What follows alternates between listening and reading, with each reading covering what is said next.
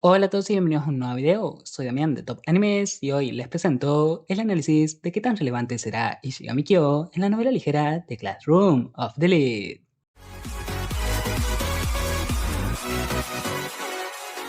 Hoy, solo para ir retomando el ritmo de hacer videos, tenía ganas de hacer un pequeño análisis y hablar un poco acerca de un personaje extraño, pero no extraño por cómo es él como tal, sino por cómo los vemos los fans.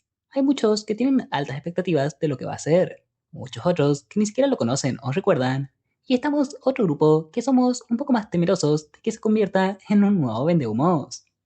Así que por eso mismo voy a tratar de ver y pensar qué tan relevante puede ser realmente en lo que queda de la historia Ishigami.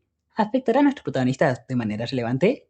¿Acaso demostrará una gran habilidad? ¿O por el contrario, será olvidado y no tendrá ningún momento destacable? Para saber esto, primero tenemos que ubicarnos quién es él. Y lo que sabemos es bastante simple. Ishigami Kyo es un alumno de la Advanced Northern High School, un año menor a nuestros protagonistas. Está en la clase A del actual segundo año en las novelas, siendo compañero de Ichika Masawa, y funciona como un estilo de consejero en su clase. Sus habilidades académicas son sobresalientes, pero sus habilidades físicas mediocres, y no parece ser de lo que esconden su habilidad, pues ni siquiera su cuerpo parece estar entrenado. Eso según lo que Ibuki le comentó a Suzune mientras lo investigaron.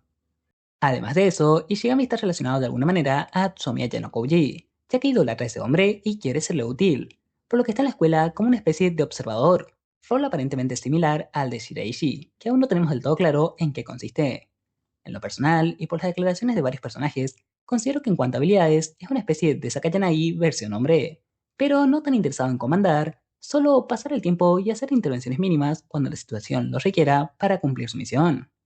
En su momento, se había especulado en el fandom que por año escolar tendríamos dos personajes principales que se enfrenten a Kiyotaka, alguien de la escuela y alguien de su pasado. Pero teniendo en cuenta que Nagumo y Yagami no fueron lo más importante del segundo año, no sé qué tan cierto sea eso. Pero de darse, lo lógico sería que él sea el oponente del pasado de Kiyotaka, mientras que Horikita la de la escuela en el tercer año de nuestro prota. Por otro lado, si mencionamos a Horikita, no podemos no mencionar su relación con Shigami, y es que hasta ahora ella es la que más interacciones tuvo con este personaje en la novela.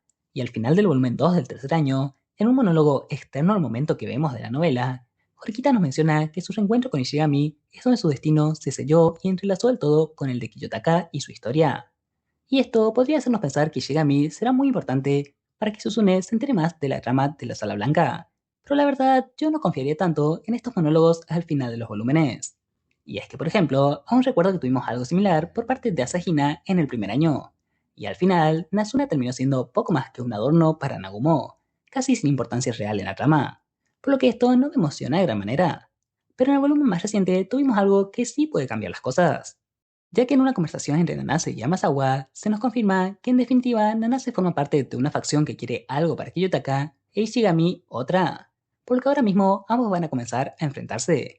Y teniendo en cuenta que las habilidades intelectuales y la capacidad de razonamiento de Ishigami parecen muy superiores incluso a la de miembros de la Sala Blanca como Ichika o Yagami, a quien indirectamente derrotó anteriormente, las cosas no pintan bien para nuestro perrito guardián favorito.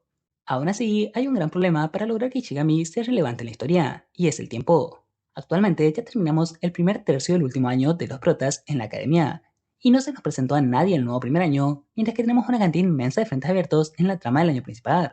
Por lo que si su historia va por el lado de enfrentarse a Nanase y Chika y utilizar a Horikita como parece que será, es decir, si no involucra directamente a Kiyotaka, el tiempo que puede recibir es extremadamente limitado. En lo personal, creo que la historia de Shigami solo tiene dos caminos: que pase casi todo fuera de foco y sea prácticamente irrelevante, incluso si tiene consecuencias importantes como la expulsión de Nanase o Amasawa, o que se acelere, tenga un enfrentamiento directo con Kiyotaka por algún motivo y se vaya humillado. De ninguna forma siento que pueda tener un gran desarrollo, pues incluso si se guardara el personaje para una historia tras la graduación, nada pinta bien.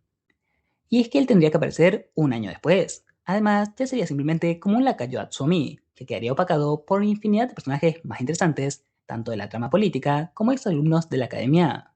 Pero saben, ojalá me equivoque y la historia de Shigami termine siendo interesante, porque con el aura que desprende su diseño, no quiero que termine siendo otro vendehumo.